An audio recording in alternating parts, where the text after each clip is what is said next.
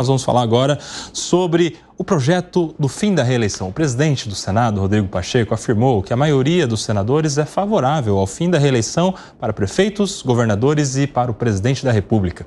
O assunto começa a ser debatido de maneira mais ampla neste ano.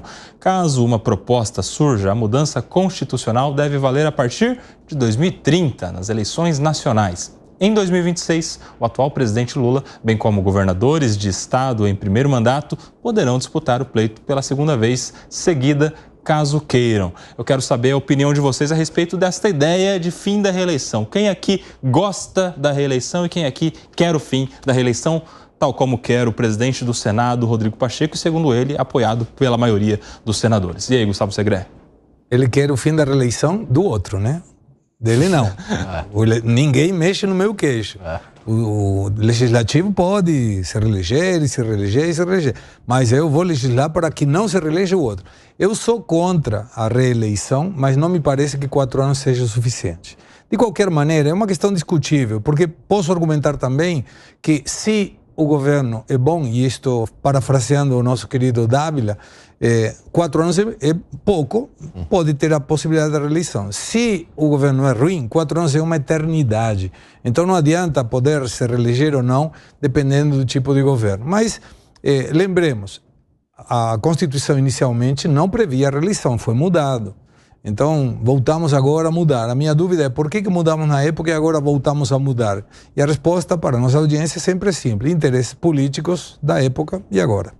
Ô, Jackson, eu quero a sua opinião também sobre esse fim da reeleição, mas chama atenção uma questão aqui. Segundo o Pacheco, os seus colegas de Senado são favoráveis ao fim da reeleição. Mas a gente precisa lembrar que os seus colegas de Senado já têm um mandato de 8 anos. Ou seja, para eles é como se fosse já uma reeleição automática. Eles já têm 8 anos garantidos pela frente. Eles querem o fim da reeleição para aqueles que teriam também 8 anos com uma votação no meio. Como é que você vê? Primeiro, a questão fundamental, eu sou a favor da reeleição, não tem a menor dúvida disso, e o povo brasileiro também é. E dizer que o povo brasileiro não é a favor da continuidade, quando tem um presidente que está a 3ª vez na presidência da República, você olha em diversos lugares, todos os candidatos são reeleitos, aí as pessoas podem partir para a questão da consequência, dizer, não, mas o cara é reeleito porque tem estrutura, tem máquina, tem tal. Então, o que tem que resolver é o mau uso da máquina e não a questão da reeleição. Outra questão que eu quero levantar aqui, outra situação que eu quero levantar e que é interessante, o Brasil é um país que tem eleição há mais tempo no mundo, desde a época da colônia. E a gente, até hoje, cada eleição a gente sai com uma novidade, sempre uma novidade. O Segredo estava falando aí o seguinte, Pacheco não quer mexer na reeleição dele. Aí me lembro que quando o presidente Fernando Henrique buscou a reeleição, ele também legislou em causa própria. E ali a população conferiu o seguinte, olha, ele estava certo, tanto é que ele foi reeleito. Na eleição anterior, quando não havia reeleição, aqui no Rio de Janeiro, César Maia indicou o candidato dele à sucessão, que foi eleito, como se ele tivesse sido reeleito. Em São Paulo, o Paulo Maluf indicou o Pita, que foi reeleito. A questão é o seguinte, o que a sociedade brasileira pensa sobre reeleição? A sociedade brasileira vem aprovando a reeleição permanentemente. Todos os candidatos que buscam a reeleição, quase todos são reeleitos, a não ser que o governo seja um desastre ou que sejam atropelados por um processo quase enlouquecedor, que foi a eleição para presidente, a última eleição.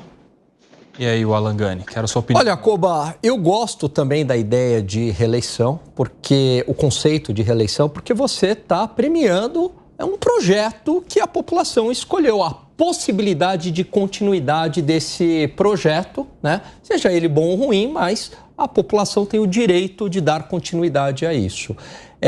No Brasil, um grande problema é a falta de visão de longo prazo. Em certo sentido, a reeleição possibilita um pouco dessa continuidade, dessa visão de longo prazo. Veja que se não fosse a reeleição, talvez a gente não teria o plano real. Então, eu gosto do conceito de reeleição. Agora, o que me incomoda um pouco é esse clima permanente de eleição no país, né? Porque a cada 2 anos a gente acaba tendo uma eleição, 1 ano antes os políticos já começam a pensar na eleição. Então, acho que pode ocorrer aí alguma modificação pontual para acabar com esse clima de eleição permanente. Agora, eu acho que esse debate não é prioritário, né? Porque que é o problema agora, o fim da reeleição ou reeleição? Isso não é prioridade no país, a gente tem outras prioridades, né? Então, dado que os recursos são escassos, dado que o tempo é escasso, enfim, a gente deveria canalizar as energias, né, da classe política para outras questões e não para discutir fim de reeleição. E aí, Fábio Piperno?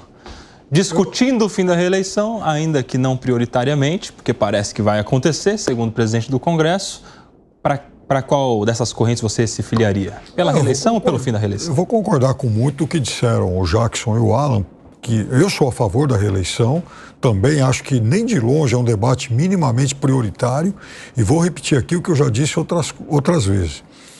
Nos Estados Unidos, a última mudança feita em relação a isso foi em 1951, quando se mudou o dia da posse do presidente seguinte, que foi o presidente Eisenhower.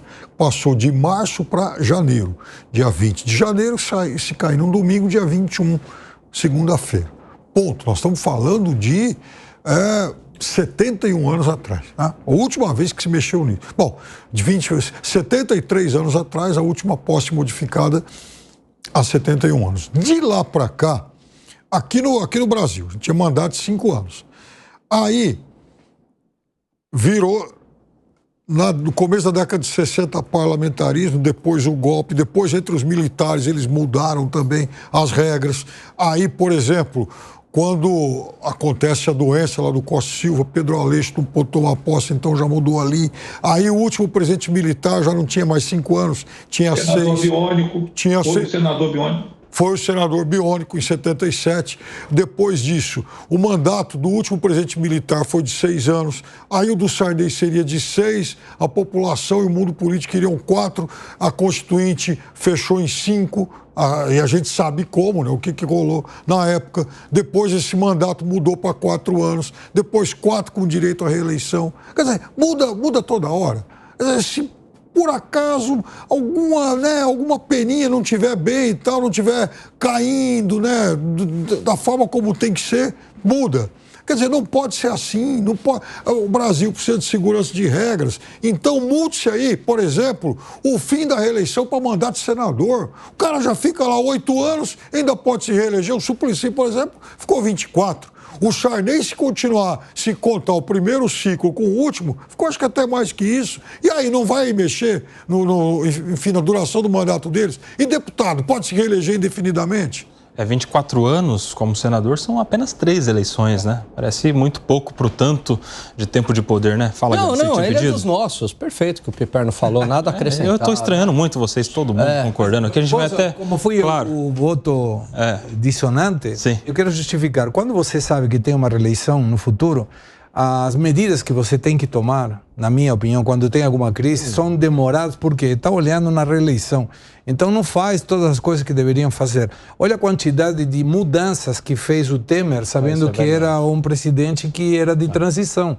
Não era um presidente que ele ia buscar a reeleição. Então, no caso do Executivo, quando a gente fala do Legislativo, eu acho que a renovação de ideias permite que coisas que antes eram numa visão analógica, hoje são uma visão digital.